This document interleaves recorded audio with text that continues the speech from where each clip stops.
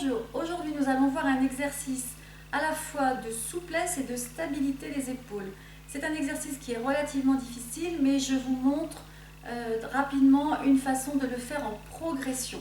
Donc regardez la totalité de l'exercice avant de le faire et ensuite vous vous installerez prudemment, en particulier sur l'épaule du côté opéré. Anne, tu vas t'allonger comme si tu étais sur une ligne.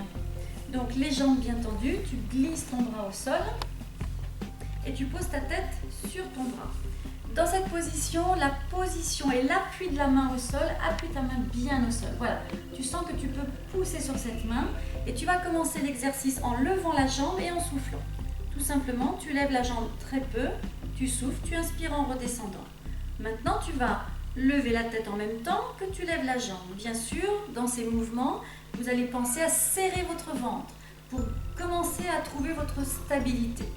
Puisque le but de l'exercice, Anne, tu vas essayer de le faire maintenant, c'est de lever la jambe, de décoller la tête et de vous passer de cet appui de la main ici. Et cet appui de la main, il est remplacé par le ventre qui se serre. On peut laisser le bras là-haut, lever la jambe, lever la tête. Et cette main ici, tu vas t'appuyer fortement dessus. Et là, vous imaginez que vous allez travailler tous les muscles qui sont à l'intérieur du bras jusqu'au creux de l'aisselle et sur le côté du dos. Tu relâche maintenant, repose ton bras. Je t'explique l'exercice pour la jambe et après on verra si on peut lever le bras. Tu vas lever la première jambe, tu vas la laisser en l'air.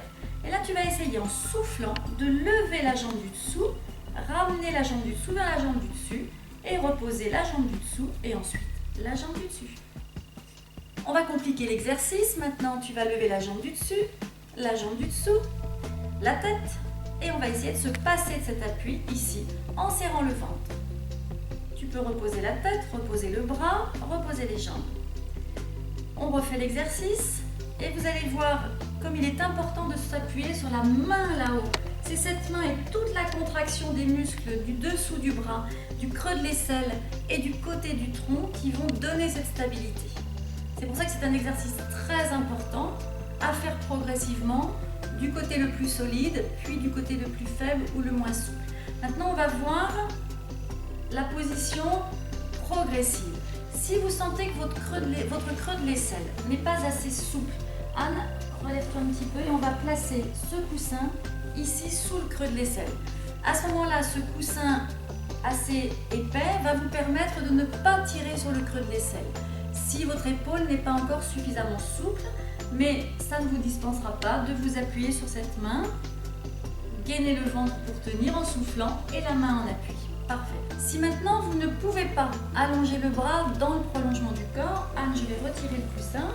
Tu vas mettre ton bras devant toi, la tête sur le coussin et là vous allez mettre votre main soit sur la tranche, sur le petit doigt, soit posée au sol pour un contact qui ne sera pas aussi appuyé que dans la position bras dans le prolongement du corps, mais qui vous donnera quand même un petit peu de stabilité.